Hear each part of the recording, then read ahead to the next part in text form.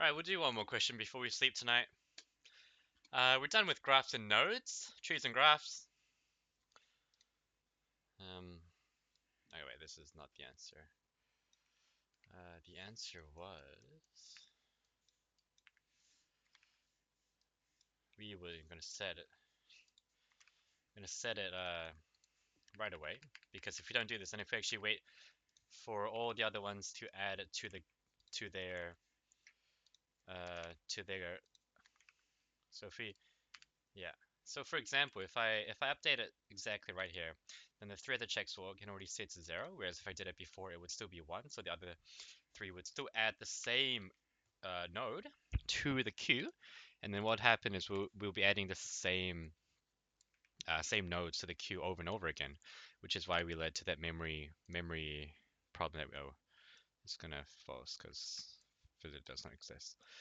Yes, that's what happened before. So instead, what we're going to do now is we're going to instantly update it to 0, such that the other conditional statements, such that the other conditional statements can check that it is true. I mean that it has that is updated. There we go, accepted. Cool. So we're done with trees and graphs. Let's go into backtracking. Oh, backtracking.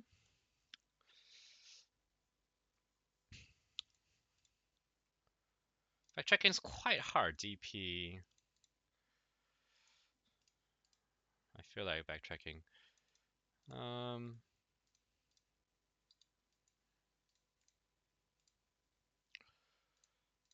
given yeah, you know what? I can't pick and choose. Let's just get straight into it. So letter combinations of a phone number given a string containing digits 2 to 9 inclusive. So yep.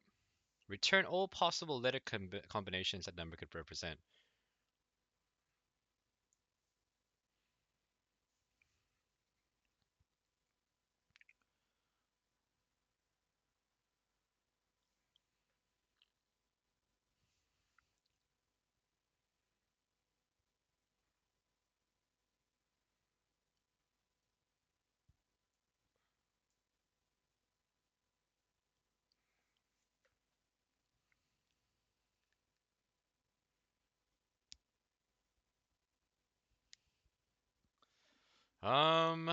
Okay.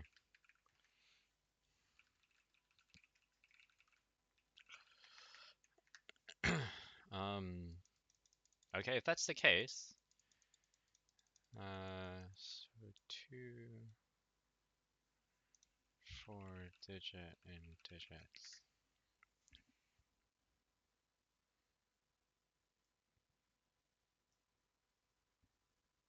So it is a backtracking thing, so we do need to uh,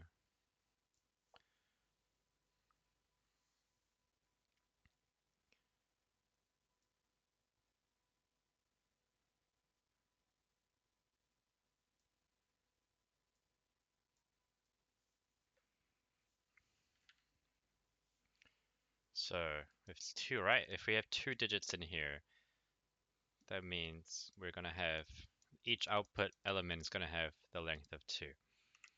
So let's find that. Uh, this is correct, but we actually do need another function in here, which is probably gonna take in a letter and the current array.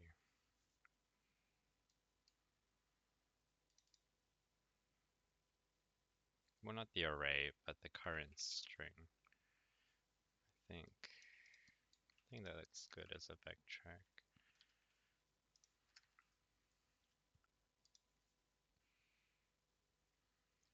It's going to be if length of string equals n, we're going to append the string and then return.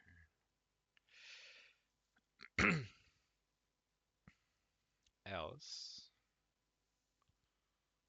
uh,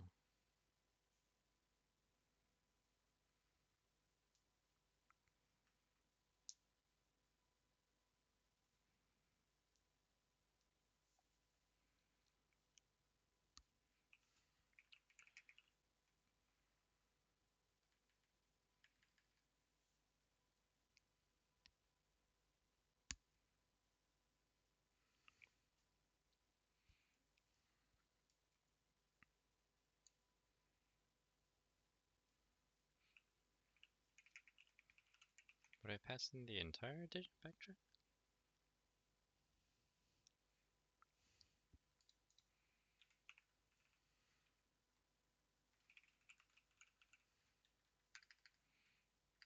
It would be something like this, right? Because we're going to send in an empty string and the letters? Letter? Is it?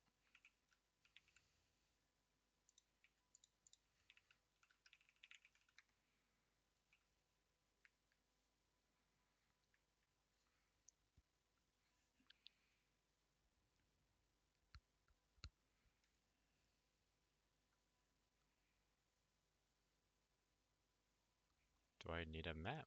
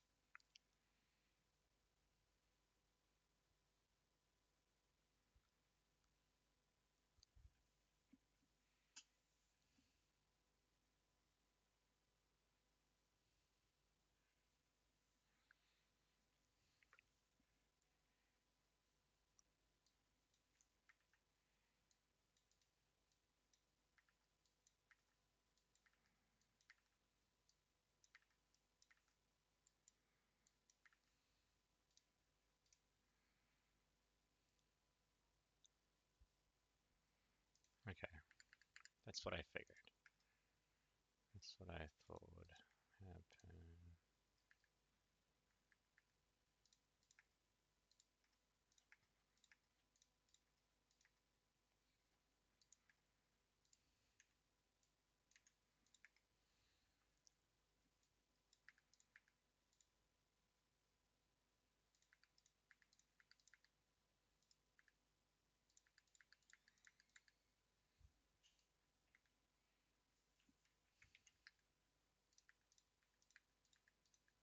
So I have this map here. Okay.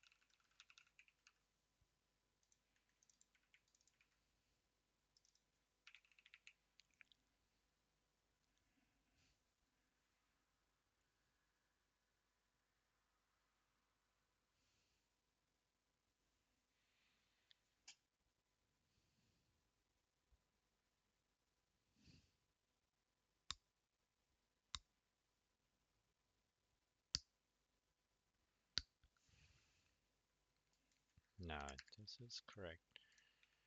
Digits.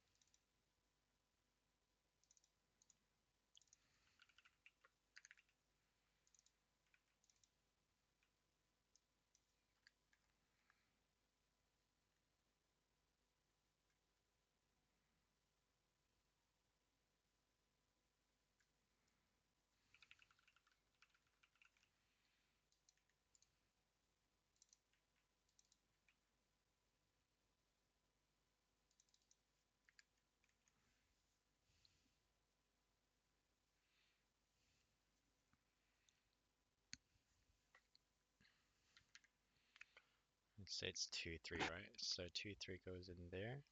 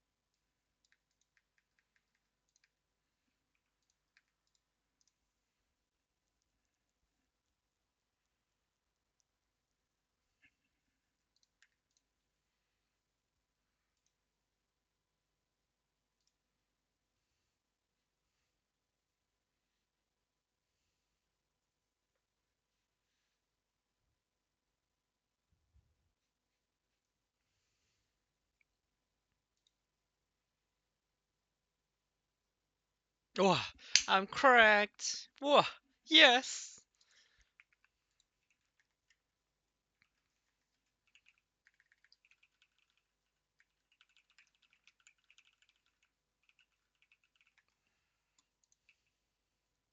The har is crazy. Let's see if this is the most optimal.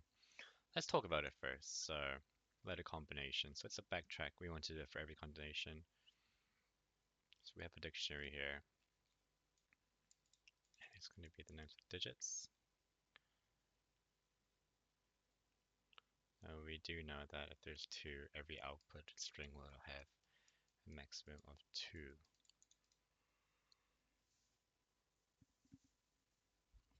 So if it's the same length, that means we're going to put it and then we're going to return this backtrack. So for I number and enumerate of numbers, so we'll be just sending in the entire digits into it.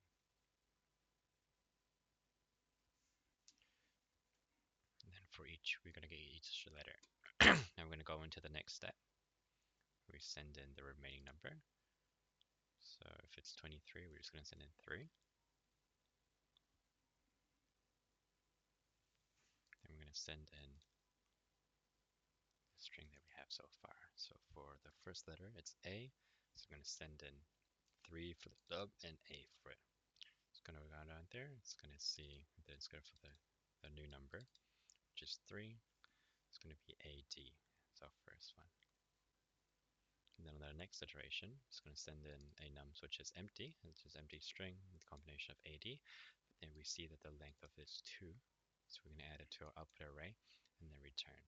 It's going to go back one, and then our next one's going to happen, which is going to be AE. As this for loop's going to go next.